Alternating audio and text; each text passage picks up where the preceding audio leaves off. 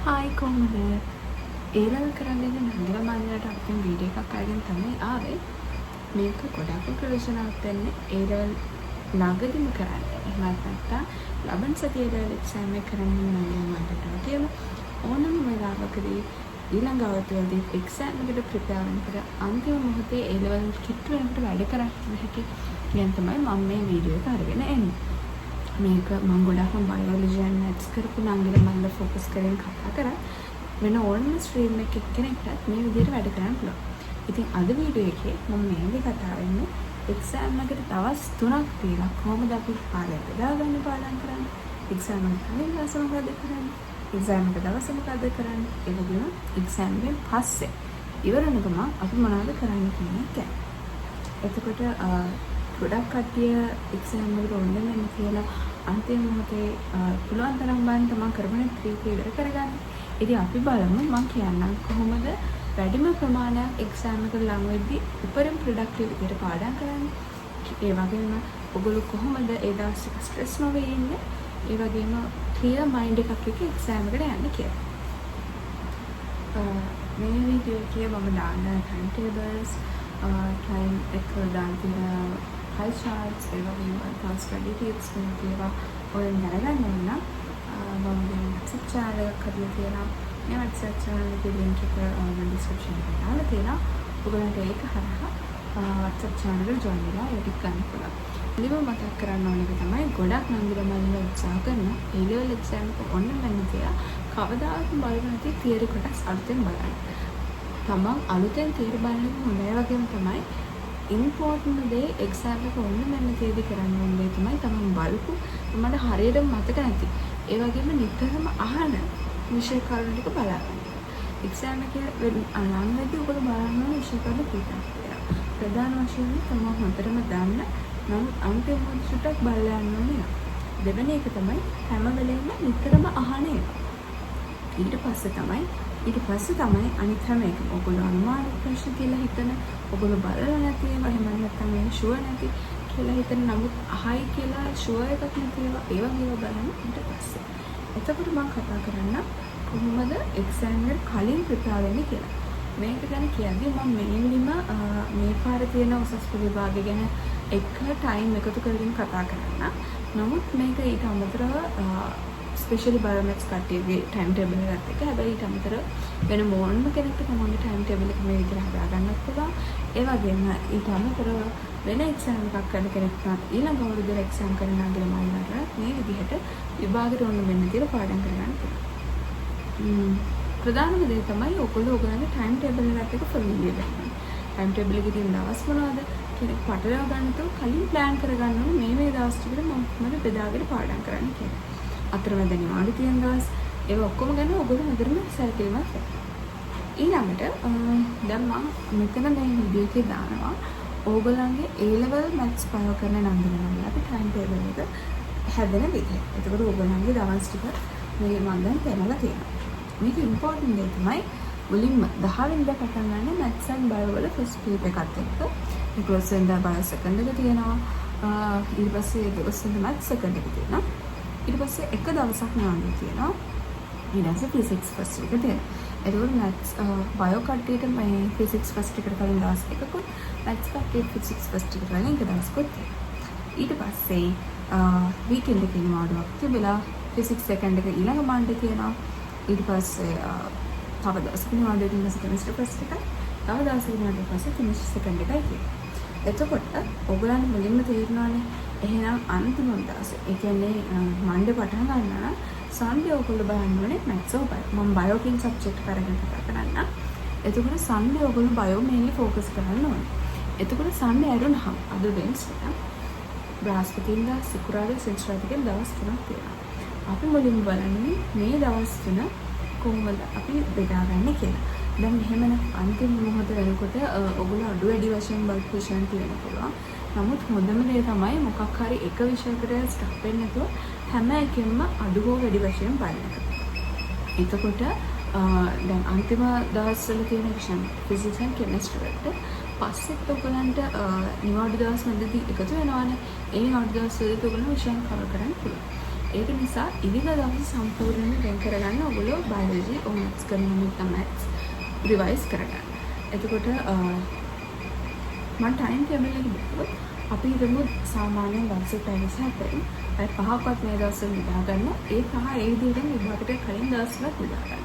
විභාග දවස්වලදී සාමාන්‍යයෙන් මධ්‍යම ප්‍රමාණය නිින්දක් තියෙන එක අත්‍යවශ්‍යයි. ඉතින් ඒක හින්දා අපි දවසට පැය 5ක් නිදාගෙන ඉන්නකොට පැය 2ක් අතරමැද ලන්ච් ඩිනර් ඔයගොල්ලන්ගේ වගේ දේවල් වලට වෙන් කරලා. ඒ දවස් මම කියන්නේ සම්පූර්ණ පැය 4කට ඔයගොල්ලෝ ගෙදර ඕ පාඩම් කරන තැනක ඉන්නවා කියන එක හිතාගන්න. නමුත් ඒක කෙනෙකුට වෙනස් වෙනවා. කෙනෙකුට ක්ලාසස් තියෙන්න පුළුවන්, සෙමිනාර්ස් තියෙන්න පුළුවන්, ඔයගොල්ලෝ කලින් ප්ලෑන් කරගත්තා තියෙනවා. එමු නෑ කියලා සිල් කරලා බලුවොත් අපිට ඊළඟට තවසම් පැය 16ක් විතර. ඉතින් ඒ පැය 16 බෙදන්නේ කොහොමද කියලා තමයි මේ කියන්නේ. දැන් විභාගයේ අන්තිම දවසේ බයොලොජි වලට තියෙද්දි මම කියන්නේ ඒක සම්පූර්ණයෙන් බයෝලොජි වලට කියලා. අනිත් දවස් ටික ගත්තාම ඔයගොල්ලෝ පැය 16 බෙදන්න ඕනේ මෙන්න මේ විදිහට. මේ රූපේ තියෙන විදිහට ගත්තාම මම මෙතන වෙන් කරලා තියෙනවා පැය 4ක්.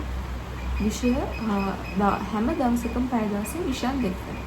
මේ පැය 16 පැය 4ක් එක සබ්ජෙක්ට් එකකට වෙන් කරලා ඊළඟ පැය 12ම ඔයගොල්ලෝ අනිත් සබ්ජෙක්ට් එක තමයි බලන්නේ.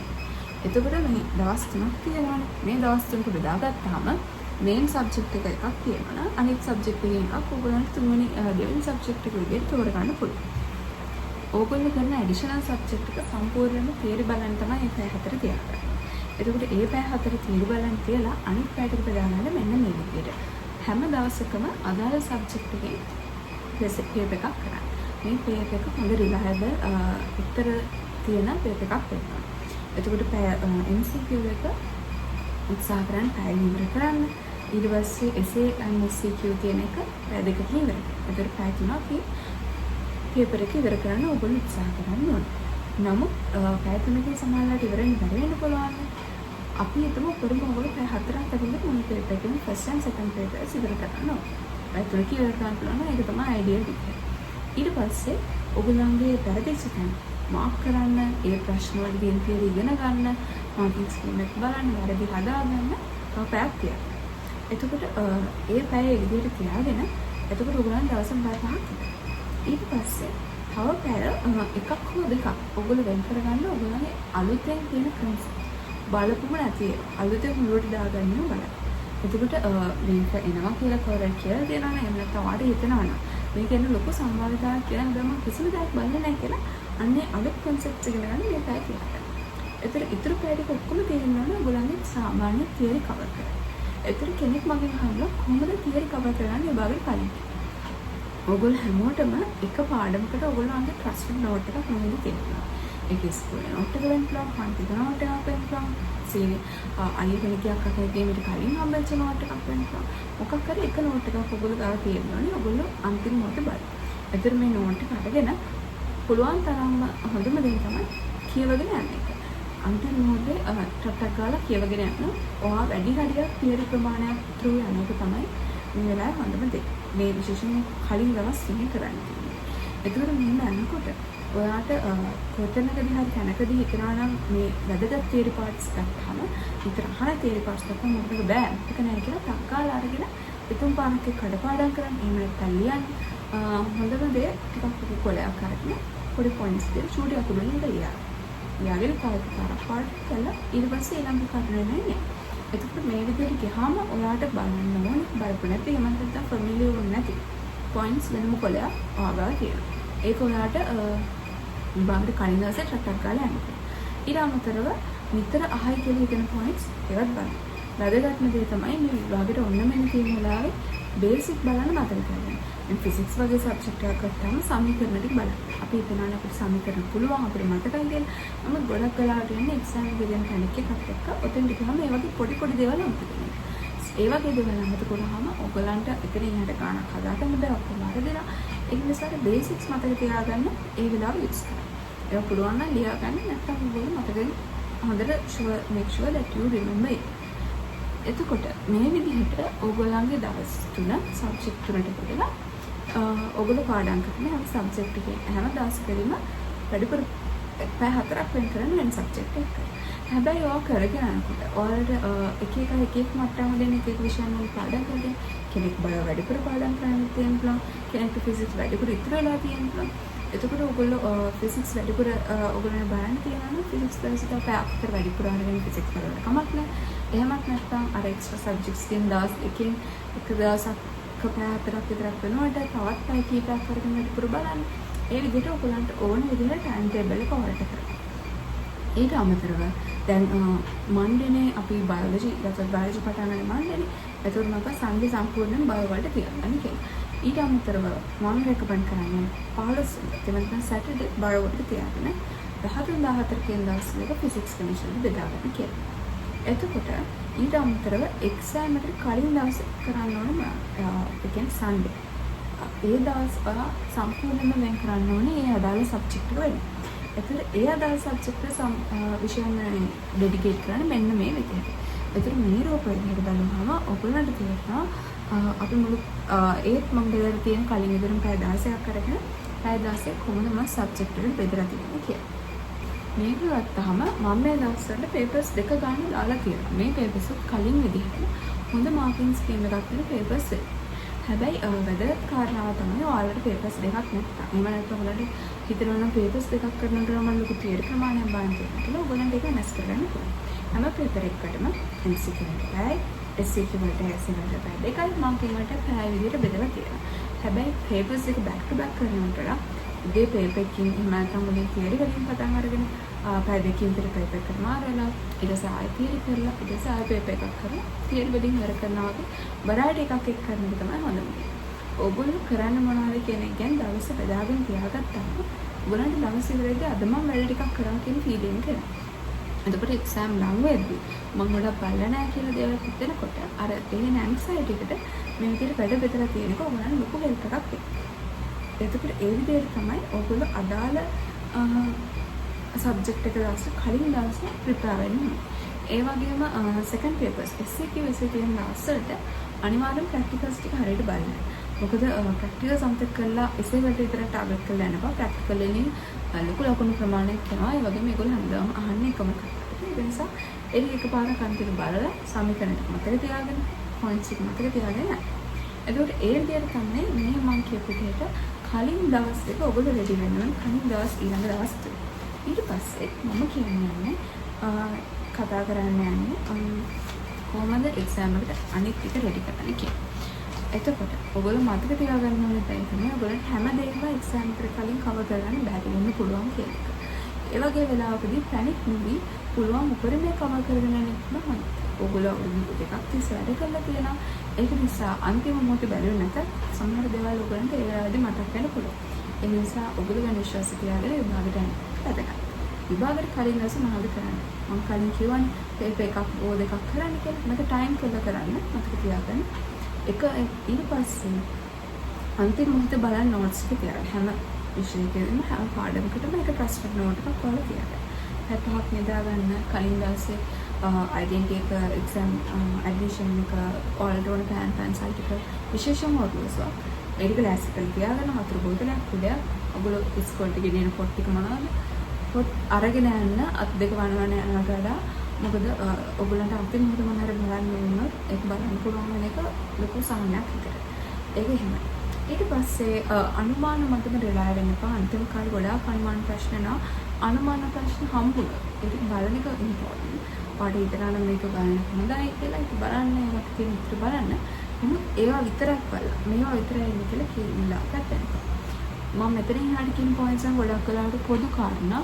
එතකොට ඒක ස්පෙસિෆික් නැහැ ලෙවල් එක්සෑම් එකටම. නමුත් ඔයගොල්ලන්ට අමතක වෙන්න පුළුවන් නිසා අන්තිම මොහොතේ මේක කියන එක හොඳයි කියලා හිතනවා. එක්සෑම් එක දවසේ පැයක්වත් කලින් ඔයගොල්ලෝ ඉස්කෝලේට යන්න ගිහිල්ලා සාමාන්‍යයෙන් පැය භාගයක් විතර කලින් අපි කියන එක්සෑම් හෝල් එකට යන්න කියලා.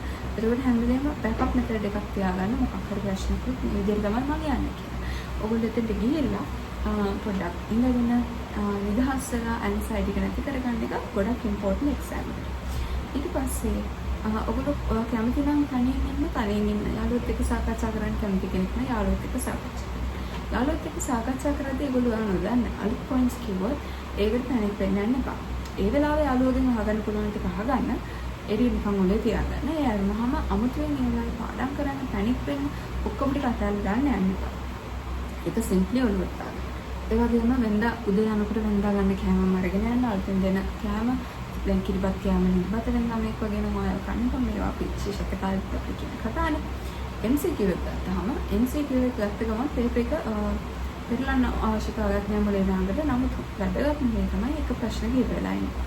සාමාන්‍යයෙන් MCQ එකේ පැයක් හම්බ වෙන්නේ. ඒක MCQs 50ක් වුණා. දවල්වලින් විනාඩියකට විනාඩි එකමාරකට හිට වෙන්න කාලයක් වගේ තමයි හම්බෙන්නේ. ඒත් නැති තරම්. ඒකෝට ඒ නිසා කොයිම මොහොතකවත් ඔයා දන්න MCQ එකක් වුණත් නැවතිලා හිර වෙලා ඉන්නකොට ටක් ගාලා කරන්න විනාඩියක් එකමාරක් වගේ කාලයක් වගේ උඩරිම ඊළඟ MCQ එකට යන්න. MCQ එක මොකක් හරි අමාරුයි නම් ඔයා ඒ වෙලේ ඒක try කරන්න යන්න එපා. එයාට හිතනවා මේක හැබැයි මට හැදුවම පුළුවන් දැන් අමාරුයි කියලා පස්සේ ඒක කරන්න යන්න එපා. ඒක තියන්න රවුන්ඩ් කරලා තියාගෙන ටක් ගාලා කරන්න පුළුවන් MCQ එක පුලියට. ඊට පස්සේ ඔයාලට හදන්න පුළුවන් නමුත් ටිකක් වෙලා යනවා රවුන්ඩ් කරගෙන ගිය MCQ එක තියෙනවා. ඒ ටික හදන්න. ඊට පස්සේ අන්තිමටම තමයි ඔයා බැරිම ටිකට එන්නේ. ඒත් ඒ විදිහට මොකද අන්තිම වෙනකොට පේපර් එකේ අන්තිම 50 40 වගේ ප්‍රශ්න ටික සමාන ලේසි වෙනවා. ඒ නිසා ඔයා හදන්න පුළුවන් හින්දා කියලා ලොකු වෙලාවක් මොන ප්‍රශ්නෙකට ගත්ත අන්තිමට තියෙන ඉක්මනට කරන්න පුළුවන් ප්‍රශ්නක් කරගන්න බැරි. ඒ නිසා ටග්ගා තප්පර 30ක් වගේ ඇතුළත ගහන්න පුළුවන් ප්‍රශ්න ටික මුලින් කරගන්න. ඊට පස්සේ වෙලා යන ප්‍රශ්න ටික කරන්න දන්න අන්තිමට ගමන නොදන්න ප්‍රශ්න හදන්න එන්න. ඊට පස්සේ සමීකරණ ටික එහෙම අනිවාර්යෙන් බලාගෙන යන්න මැත්ස් සම්බන්ධ විෂයන් වලට කෙමිස්ට්‍රි වලට. SCQ ගත්තාම ඔයගලන්ට විනාඩි 10ක් හම්බ වෙනවනේ පේපර් එකක් කියවන්න. ගාප්පේ ගමන් ඔයගොල්ලෝ මුළු පේපර් එක තුරම ලිම්ම කියවලා බලන්න, පෙරලලා බලන්න. ඔයගලන්ට ලේසියෙන් ප්‍රශ්න ටික තොරව. අනිවාර්යෙන් SC එක ගත්තාම ඔයගලන් ටයිම් ඇලොකේට් කරනවා විනාඩි ගානකට ප්‍රශ්න ටික තෝරගන්න. ඒ අදාළ විනාඩි ප්‍රමාණය විතරක් ප්‍රශ්න කරන්න. කොයිම වෙලාවකවත් ඔයගොල්ලෝ ගාන හදාගෙන හරියට කරගෙන ආවම SC එක හරියට ලියන්න ආවම ඒ වෙලාව පයින්නවා නම් ඉතින් හට එක ලියන්න යන්න එපා. ඒක පස්සේ ලියන්න තියෙනවා. ඇන්සර්ලක් අරගෙන යන හොඳ. ඇන්සර්ෙන් අන්තිමට කටුවට ලියාගෙන මම මේවා තමයි ලියන්න ඉන්නේ කියලා ඒක එතනම තියලා ඊළඟ ප්‍රශ්නට. ඒ විදිහට කරාම අන්තිමට ඔයාලට ඉතුරු වෙන වෙලාවේ තමයි ඔයා ඇවිල්ලා ඒ ඉවර වෙච්ච ප්‍රශ්න වල උත්තර ලියන්න ඕනේ. ඒ වගේම අනෙක් කතාව තමයි එසේ එක කියවන්න දෙන විනාඩි 10 ඔයගලන්ට කරන්න පුළුවන් මුල් දෙයක් තමයි පැන්සල් අරගෙන එසේ එක දැක්ක ගමන් මොන හරි ඔයගේ පොයින්ට් එකක් පොළොට නිකන් සමීකරණයක් වෙන්න පුළුවන් බයෝ වල නම් මොන හරි පොයින්ට්ස් එකක් කරනවා පැන්සලෙන් ඒ ටික වචනයක් දෙකක් ලියා ගන්න. එතකොට ඒක ඔයා ආයෙ එසේ එකට එනකොට ඔයාලට මතක් වෙන්න පුළුවන්. මොකද සමහර ලාවට ඔයා දැකපු ගමන් ඔයාලට ප්‍රශ්න උත්තර මතක තිබ්බට ටිකක් වෙලා අපි එසේ එකක් ලියලා එනකොට ආයෙ උත්තරේ ඔයගේ වලින් බ්ලැන්ක් වෙලා ගිහිල්ලා තියෙන්න පුළුවන්. එනිසා ඒ රිස්ක් එක ගන්නක පොඩි පැන්සලකින් පොඩි නෝට් එකක් දාගන්න තමන් කරන ප්‍රශ්න ටික ඉස්සරහ.